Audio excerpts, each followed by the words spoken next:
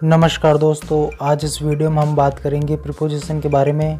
तो ये प्रीपोजिशन का सेकंड पार्ट है। तो इसमें हम 4 प्रीपोजिशन के बारे में समझेंगे। तो वो 4 प्रीपोजिशन कौन सी है, तो आइए हम उनको देख लेते हैं। तो फर्स्ट प्रीपोजिशन है इनटू, दूसरी है ऑन टू, तीसरी है बिटवीन, चौथी है अमॉन्ग। तो आइए हम इन प्रीपोजिशन को एक एक करके समझते हैं। तो दोस्तों फर्स्ट प्रीपोजिशन है इनटू। तो आइए हम इनटू का अर्थ समझ लेते हैं। तो इनटू का अर्थ होता है मैं। जब कोई किसी में घुस गया हो तो उस कंडीशन में हम इनटू का प्रयोग करेंगे। आइए दोस्तों अब हम इसके एग्जाम्पल को देख लेते हैं। तो इसका फर्स्ट एग्जाम्पल है रमेश गड्ढे में गिर गया। तो यहाँ पर रमेश गड्ढे में घुस गया है, तो यहाँ पर इनटू का प्रयोग होगा। तो इस सेंटेंस को हम इंग्लिश में कैसे बनाएंगे, तो पहले हम लिखेंगे रमेश गिर गया, तो उसके लिए लिखेंगे रमेश फेल। फिर मे के लिए लिखेंगे यहाँ पर इनटू, फिर गड्ढे के लिए लिखेंगे द पिट। तो पूरा सेंटेंस बनेगा Ramesh fell into the pit. आइए दोस्तों अब हम इसके सेकंड एग्जाम्पल को देख लेते हैं। तो इसका सेकंड एग्जाम्पल है सुरेश नदी में कूद गया। तो यहाँ पर सुरेश नदी में घुस गया है, तो यहाँ पर इनटू का प्रयोग होगा। तो इस सेंटेंस को हम इंग्लिश में कैसे बनाएंगे, तो पहले हम लिखेंगे सुरेश कूद गया, तो लिखेंगे सुरेश जंप्ड। फिर मे के लिए लिखेंगे हम इनटू, फिर नदी में, तो नदी के लिए लिखेंगे द रिवर। तो पूरा सेंटेंस बनेगा Suresh jumped into the river. आइए दोस्तों अब हम इसके तीसरे एग्जाम्पल को देख लेते हैं। तो इसका तीसरा एग्जाम्पल है कार ट्रक में चली गई। तो यहाँ पर कार ट्रक में घुस गई है, तो यहाँ पर इनटू का प्रयोग होगा। तो इस सेंटेंस को हम इंग्लिश में कैसे बनाएंगे, तो पहले हम लिखेंगे कार चली गई, तो लिखेंगे द कार वेंट। फिर मे के लिए लिखेंगे हम यहाँ पर इनटू, फिर ट्रक के लिए लिखेंगे द ट्रक। तो पूरा सेंटेंस बनेगा the car went into the truck. आइए दोस्तों अब हम इसके चौथा एग्जाम्पल को देख लेते हैं। तो इसका चौथा एग्जाम्पल है पतंग बादलों में उड़ गई। तो यहाँ पर पतंग बादलों में घुस गई है, तो यहाँ पर इनटू का प्रयोग होगा। तो इस सेंटेंस को हम इंग्लिश में कैसे बनाएंगे, तो पहले हम लिखेंगे पतंग उड़ गई, तो लिखेंगे द काइट फ्लू। फिर मे के लिए लिखेंगे हम इनटू, बादलों के लिए लिखेंगे द क्लाउड्स। तो पूरा सेंटेंस बनेगा the kite flu into the clouds. आइए दोस्तों अब हम एक बार वापस से इनटू के अर्थ को समझ लेते हैं। तो इनटू का अर्थ होता है मैं। जब कोई किसी में घुस गया हो तो उस कंडीशन में हम इनटू का प्रयोग करेंगे। यदि दोस्तों आपने इनटू का अर्थ समझ लिया है तो अब चलते हैं दूसरी प्रीपोजिशन की तरफ। तो दोस्तों दूसरी प्रीपोजिशन है ऑन टू। तो आइए हम ऑन टू का अर्थ समझ लेते हैं। तो ऑन टू का अर्थ होता है के ऊपर। जब कोई किसी के ऊपर चला गया हो तो उस कंडीशन में हम ऑन टू का प्रयोग करेंगे। आइए दोस्तों अब हम इसके एग्जाम्पल को देख लेते हैं। तो इसका फर्स्ट एग्जाम्पल है रमेश घोड़े पर चढ़ गया। तो यहाँ पर रमेश घोड़े के ऊपर चला गया है, तो यहाँ पर ऑन टू का प्रयोग होगा। तो इस सेंटेंस को हम इंग्लिश में कैसे बनाएंगे, तो पहले हम लिखेंगे रमेश चढ़ गया, तो लिखेंगे रमेश गॉट। फिर पर के लिए लिखेंगे यहाँ पर ऑन टू, फिर घोड़े के लिए लिखेंगे द हॉर्स। तो पूरा सेंटेंस बनेगा Ramesh got on to the horse. आइए दोस्तों अब हम इसके सेकंड एग्जाम्पल को देख लेते हैं। तो इसका सेकंड एग्जाम्पल है किताब टेबल पर गिर गई। तो यहाँ पर किताब टेबल पर चली गई है, तो इस कंडीशन में यहाँ पर ऑन टू का प्रयोग होगा।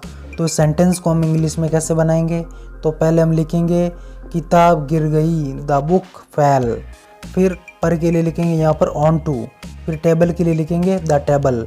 तो पूरा सेंटेंस बनेगा the book fell on to the table. आइए दोस्तों अब हम इसके तीसरे एग्जाम्पल को देख लेते हैं। तो इसका तीसरा एग्जाम्पल है सुरेश छत पर गिर गया। तो यहाँ पर सुरेश छत पर चला गया है, तो इस कंडीशन में यहाँ पर ऑन टू का प्रयोग होगा। तो इस सेंटेंस को हम इंग्लिश में कैसे बनाएंगे, तो पहले हम लिखेंगे सुरेश गिर गया, तो लिखेंगे सुरेश फेल। फिर पर के लिए लिखेंगे ऑन टू, छत के लिए लिखेंगे द रूफ। तो पूरा सेंटेंस बनेगा Suresh fell on to the roof. आइए दोस्तों अब हम इसके चौथे एग्जाम्पल को देख लेते हैं। तो इसका चौथा एग्जाम्पल है हम छत पर चढ़ गए। तो यहाँ पर हम छत पर चले गए हैं, तो इस कंडीशन में यहाँ पर ऑन टू का प्रयोग होगा। तो इस सेंटेंस को हम इंग्लिश में कैसे बनाएंगे, तो पहले हम लिखेंगे हम चढ़ गए, तो वी क्लाइम्ड। फिर पर के लिए लिखेंगे ऑन टू, छत के लिए लिखेंगे द रूफ। तो पूरा सेंटेंस बनेगा we climbed on to the roof. आइए दोस्तों अब हम एक बार वापस से ऑन टू के अर्थ को समझ लेते हैं। तो ऑन टू का अर्थ होता है के ऊपर। जब कोई किसी के ऊपर चला गया हो तो उस कंडीशन में हम ऑन टू का प्रयोग करेंगे। यदि दोस्तों आपने ऑन टू के अर्थ को समझ लिया है तो अब चलते हैं तीसरी प्रीपोजिशन की तरफ। तो दोस्तों तीसरी प्रीपोजिशन है बिटवीन। तो आइए हम बिटवीन का अर्थ समझ लेते हैं। तो बिटवीन का अर्थ होता है के बीच। जब कोई दो के बीच में हो तो वहाँ पर हम बिटवीन का प्रयोग करेंगे। आइए दोस्तों अब हम इसके एग्जाम्पल को देख लेते हैं। तो इसका फर्स्ट एग्जाम्पल है राम दो कार के बीच खड़ा है। तो यहाँ पर राम दो कारों के बीच खड़ा है तो यहाँ पर बिटवीन का प्रयोग होगा। तो इस सेंटेंस को हम इंग्लिश में कैसे बनाएंगे? तो पहले हम लिखेंगे राम खड़ा है, तो राम इज स्टैंडिंग। फिर के बीच के लिए लिखेंगे बिटवीन, दो कार के लिए लिखेंगे टू कार्स। तो पूरा सेंटेंस बनेगा Ram is standing between two cars. आइए दोस्तों अब हम इसके दूसरे एग्जाम्पल को देख लेते हैं। तो इसका दूसरा एग्जाम्पल है दो घरों के बीच एक दीवार है। तो यहाँ पर भी बिटवीन का प्रयोग होगा। तो इस सेंटेंस को हम इंग्लिश में कैसे बनाएंगे? तो पहले हम लिखेंगे एक दीवार है, तो देयर इज़ द वॉल। फिर के बीच के लिए लिखेंगे बिटवीन, फिर दो घरों के लिए लिखेंगे टू हाउसेस। तो पूरा सेंटेंस बनेगा there is the wall between two houses. आइए दोस्तों अब हम इसके तीसरे एग्जाम्पल को देख लेते हैं। तो इसका तीसरा एग्जाम्पल है सोनू और राम के बीच झगड़ा है। तो यहाँ पर सोनू और राम दो लड़के हैं जिनके बीच झगड़ा है। तो यहाँ पर बिटवीन का प्रयोग होगा। तो इस सेंटेंस को हम इंग्लिश में कैसे बनाएंगे? तो पहले हम लिखेंगे झगड़ा है, तो लिखेंगे देयर इज़ अ फाइट। फिर के बीच के लिए लिखेंगे बिटवीन और सोनू और राम के लिए लिखेंगे सोनू एंड राम। तो पूरा सेंटेंस बनेगा there is a fight between Sonu and Ram. आइए दोस्तों अब हम इसके चौथे एग्जाम्पल को देख लेते हैं। तो इसका चौथा एग्जाम्पल है मेरा गांव दो पहाड़ों के बीच है। तो यहाँ पर गांव दो पहाड़ों के बीच है, तो यहाँ पर बिटवीन का प्रयोग होगा। तो इस सेंटेंस को हम इंग्लिश में कैसे बनाएंगे? तो पहले हम लिखेंगे मेरा गांव है, तो माई विलेज इज़। फिर के बीच के लिए लिखेंगे बिटवीन, दो पहाड़ों के लिए लिखेंगे टू हिल्स। तो पूरा सेंटेंस बनेगा my village is between two hills. आइए दोस्तों अब हम एक बार वापस से बिटवीन के अर्थ को समझ लेते हैं। तो बिटवीन का अर्थ होता है के बीच। जब कोई दो के बीच में हो तो वहाँ पर हम बिटवीन का प्रयोग करेंगे। यदि दोस्तों आपने बिटवीन का अर्थ समझ लिया है तो अब चलते हैं चौथी प्रीपोजिशन की तरफ। तो दोस्तों चौथी प्रीपोजिशन है अमॉन्ग। तो आइए हम अमॉन्ग का अर्थ समझ लेते हैं। तो अमॉन्ग का अर्थ होता है के बीच। जब कोई दो से अधिक के बीच में हो तो वहाँ पर हम अमॉन्ग का प्रयोग करेंगे। आइए दोस्तों अब हम इसके एग्जाम्पल को देख लेते हैं। तो इसका फर्स्ट एग्जाम्पल है राम लोगों के बीच बैठा है। तो यहाँ पर राम लोगों के बीच में बैठा है, तो यहाँ पर अमॉन्ग का प्रयोग होगा। तो इस सेंटेंस को हम इंग्लिश में कैसे बनाएंगे? तो पहले हम लिखेंगे राम बैठा है, तो राम इज सिटिंग। फिर के बीच के लिए लिखेंगे अमॉन्ग और लोगों के लिए लिखेंगे द पीपल। तो पूरा सेंटेंस बनेगा Ram is sitting among the people. आइए दोस्तों अब हम इसके सेकंड एग्जाम्पल को देख लेते हैं। तो इसका सेकंड एग्जाम्पल है शेरों के बीच एक हिरण है। तो यहाँ पर शेरों की संख्या बहुत ज़्यादा है जिनके बीच एक हिरण है, तो यहाँ पर अमॉन्ग का प्रयोग होगा। तो इस सेंटेंस को हम इंग्लिश में कैसे बनाएंगे? तो पहले हम लिखेंगे एक हिरण है, तो लिखेंगे देयर इज़ अ डियर। फिर के बीच के लिए लिखेंगे अमॉन्ग और शेरों के लिए लिखेंगे द लायंस। तो पूरा सेंटेंस बनेगा there is a deer among the lions. आइए दोस्तों अब हम इसके तीसरे एग्जाम्पल को देख लेते हैं।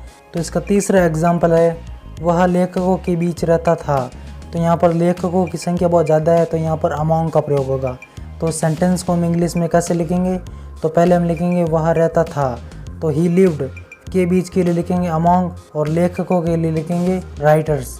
तो पूरा सेंटेंस बनेगा ही लिव्ड अमॉन्ग राइटर्स। आइए दोस्तों अब हम इसके चौथा एग्जाम्पल को देख लेते हैं। तो इसका चौथा एग्जाम्पल है वह गायों के बीच बैठा है। तो यहाँ पर गायों की संख्या बहुत ज़्यादा है, तो इसलिए यहाँ पर अमॉन्ग का प्रयोग होगा। तो इस सेंटेंस को हम इंग्लिश में कैसे बनाएंगे? तो पहले हम लिखेंगे वह बैठा है, तो लिखेंगे ही इज़ सिटिंग। फिर के बीच के लिए लिखेंगे अमॉन्ग और गायों के लिए लिखेंगे द काउज। तो पूरा सेंटेंस बनेगा he is sitting among the cows. आइए दोस्तों अब हम एक बार वापस से अमॉन्ग के अर्थ को समझ लेते हैं। तो अमॉन्ग का अर्थ होता है के बीच। जब कोई दो से अधिक के बीच में हो तो वहाँ पर हम अमॉन्ग का प्रयोग करेंगे। यदि दोस्तों जो मैंने इस वीडियो में आपको जो 4 प्रीपोजिशन के बारे में बताया, यदि आपको समझ में आया है तो हमारे चैनल को सब्सक्राइब और वीडियो को लाइक ज़रूर करें, और यदि नहीं समझ में आया तो कमेंट ज़रूर करें। अब मिलते हैं हम इसके नेक्स्ट पार्ट के साथ, तब तक के लिए नमस्कार।